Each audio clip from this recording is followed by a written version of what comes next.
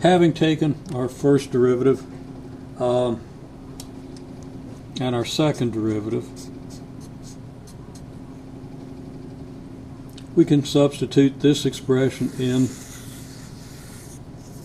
for x double prime, and we can see that what we have is negative k over m times our original function, the b cosine and the c sine of the square root of k over mt is exactly what we had in our original function. So that we see that x double prime is negative k over m times our x of t function. So this is negative k over m times x of t, so that x double prime of t does turn out to be equal to negative k over m times x of t. Now, just to become familiar with the trigonometry that we're going to need later on, I'm simply going to assert for the moment that this form, b cosine of an angle plus c times the sine of an angle, can be written as a times the cosine of that same angle plus a phi that we'll call a phase angle. Now this is provable fairly easily just using standard trigonometric identities with which you should be familiar at this point, but you might find that you need a little bit of review to understand how we go from this form to this form. I'm not going to get into that here,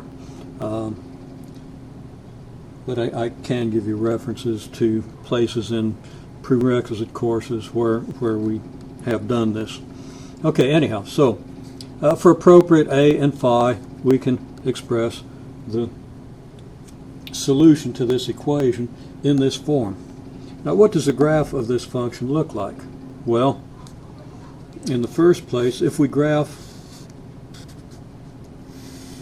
simply a cosine of t, that's a graph,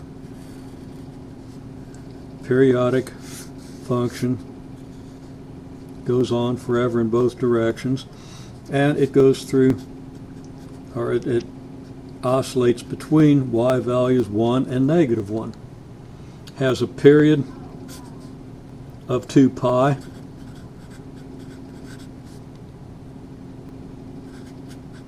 and this would just be y equals cosine of t, let's say. Now, if we put an a out here in front, this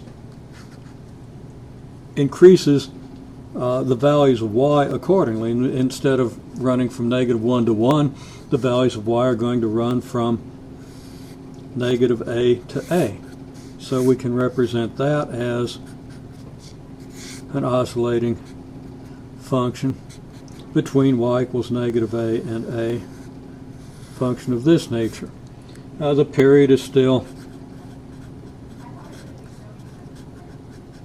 2 pi, and this is the function y equals a cosine of t.